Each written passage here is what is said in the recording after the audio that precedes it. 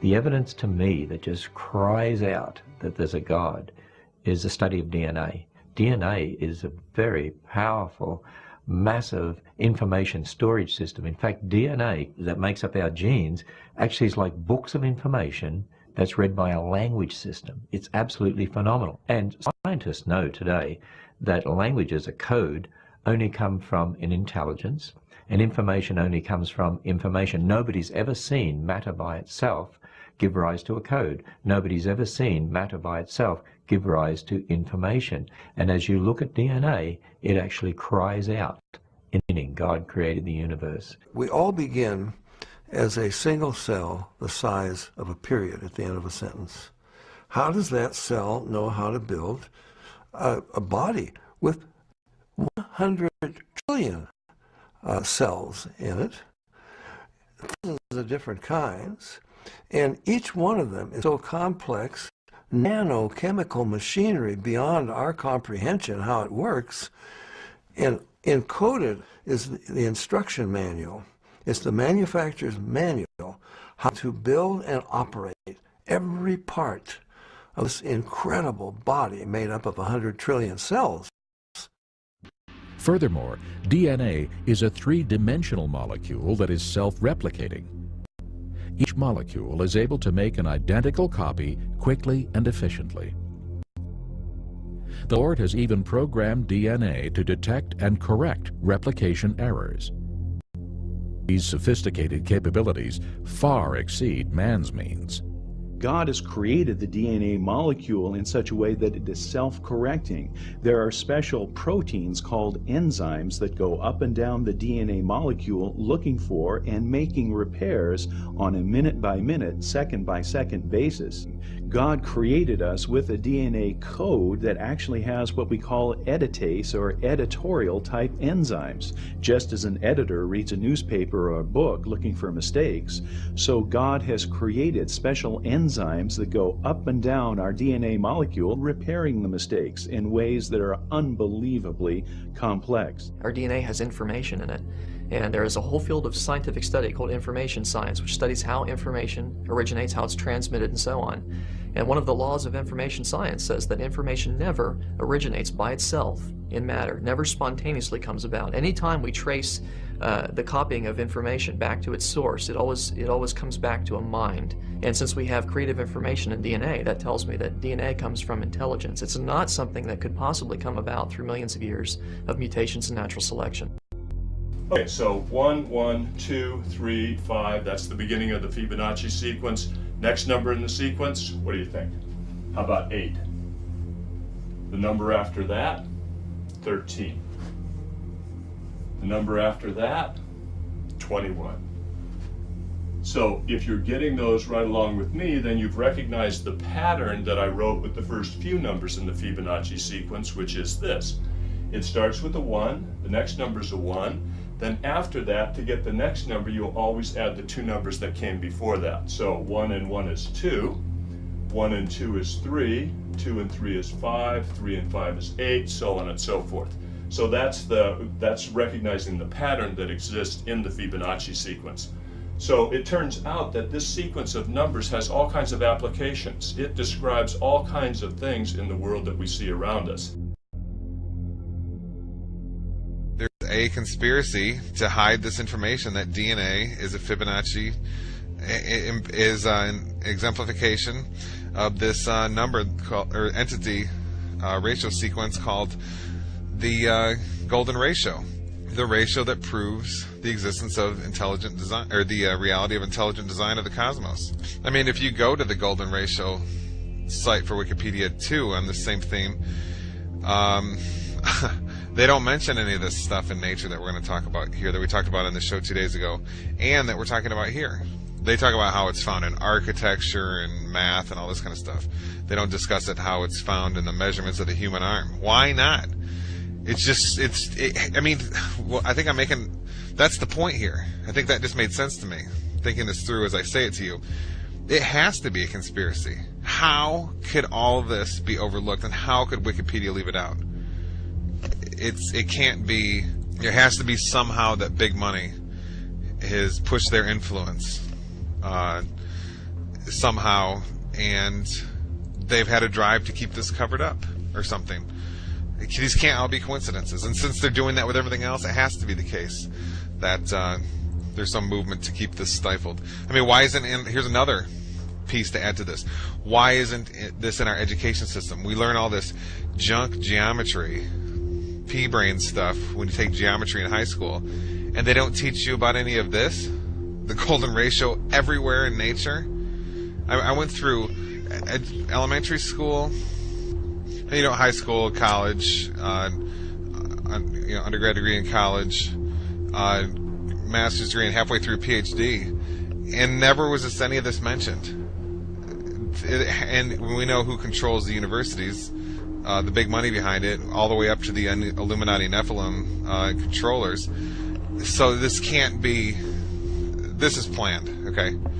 And you just wonder. It's got to. I mean, I'm almost concluding here in my mind this Davidson College site showing up #1 in Google all the time and first page, and Wikipedia having these strange measurements which don't correlate with all kinds of these examples from academic sites I'm finding. I'm putting them all, pictures of the screenshots in the newsletter.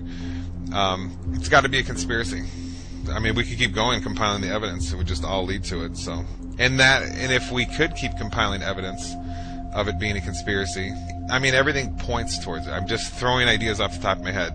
These strange sites show up at the top. Wikipedia is wrong. It's covered up completely in the best-selling books about the golden ratio, which come from wealthy university professors. It's the universities and government-controlled education system absolutely covers it up. You see how, I mean, everything's falling in the same direction. So when everything, all these conclusions point to the same direction, that it's covered up and hidden. I mean, this is pretty powerful stuff that we're going over. I mean, there's no anthropologist or biologist on the planet who can explain this one. How the sunflower evolved a bunch of spirals in it. It's seed pod design, and how those spirals exactly lead to a golden ratio Fibonacci series numbers. Unbelievable. Okay, this is it. There's no question. I mean, we've all been lied to all through our undergraduate college degrees and our elementary schools and on our TVs just by them not discussing all this. I mean, you know how many examples I have here? There's so many, and they're all this powerful. Okay? And all this was hidden from us while we were in our schools learning about, what were we learning about?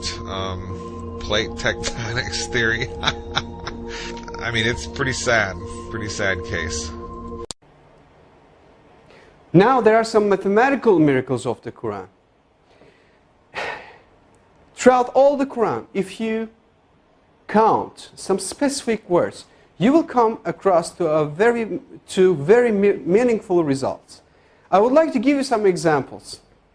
For instance, if you count the word punishment in the Holy Quran, throughout the whole Quran it is repeated some 117 times. Whereas the word forgive is repeated some 234 times inside the whole Quran. 234. If you multiply 117 by 2, you're going to have 234. It is very meaningful. Why? Because Quranic morality, Allah recommends, Allah orders believers, Allah orders Muslims to forgive rather than punishing. It is very meaningful. Moreover, Allah orders to our Prophet, say. It is repeated some 332 times. And the response, they said, it is again equally repeated some 332 times. The words world and hereafter, they are repeated 115 times equally. Devil and angel, those two words are equally repeated some 88 times. Now, heaven and hell, those two words are equally repeated 77 times. Zakah is an Arabic word. Its translation is donation. The financial donation that a Muslim is supposed to give to poor. And it is repeated 32 times. And the barakah, the blessing that comes out of giving a donation to a poor, it is repeated 32 times. It is equally repeated. It is very meaningful again. Now, summer hot and winter cold. those words are equally repeated 5 times. And richness and poverty, those 2 words, it is very interesting. Richness is repeated 26 times, whereas the poverty is half of 26, which is 13. And woman and man, those are repeated equally 23 times. Well, do you know any idea what those numbers represents? Well, let me remind you, if you remember from the chromosome numbers of a human being, from the previous slides, a human body contains 46 different chromosomes. That comes, the half of this 46, which is 23, comes from the father, and the other half, which is 23, comes from the mother. Whereas you got the same repetition number for woman and man, 23 and 23. If you add 23 to 23, you're going to have 46, which will give you the chromosome number of a human being. Now, finally, I would like to give you the meaning of land and sea. Land is repeated 13 times, whereas the word sea repeated 32 times. Well, at first sight, it doesn't seem to be very meaningful. However, if you do a simple math, you're going to have 13. If you add 32, you're going to have 45 as for the result. And the percentages, if you divide 13 to 45, you're going to have 28.88%. And 32 to 45, as for the word sea, you're going to have 71.11%. Now, do you have any idea what those percentages represent? Well, I'll tell you, those numbers will give you all the lands all over the world on the earth occupies 28.88% of the whole earth. And all the seas, oceans, rivers, all the water occupies 71.11% of the whole earth. Now again, these repetition numbers are very meaningful, and it clearly represents us and gives us good scientific evidences that the Holy Quran is word of Allah. And it cannot be, definitely can't be a scripture of a man. This is not possible. So, for more information, I would highly recommend you to visit harunyahya.com. And in harunyahya.com, you will see that all the information about the miracles of the Quran, of course, since we are limited of time, we could just put here like 20, 30 of them. However, if you visit and read the miracles of the Quran, the word miracles of the book Miracles of the Quran from Harun Yahya, you will see that there are more than 120, 130 different scientific evidences for the miracles of the Quran. And all those informations are free to download, free to duplicate, free to distribute, and for your use for the cause of Islam. Thank you very much for listening.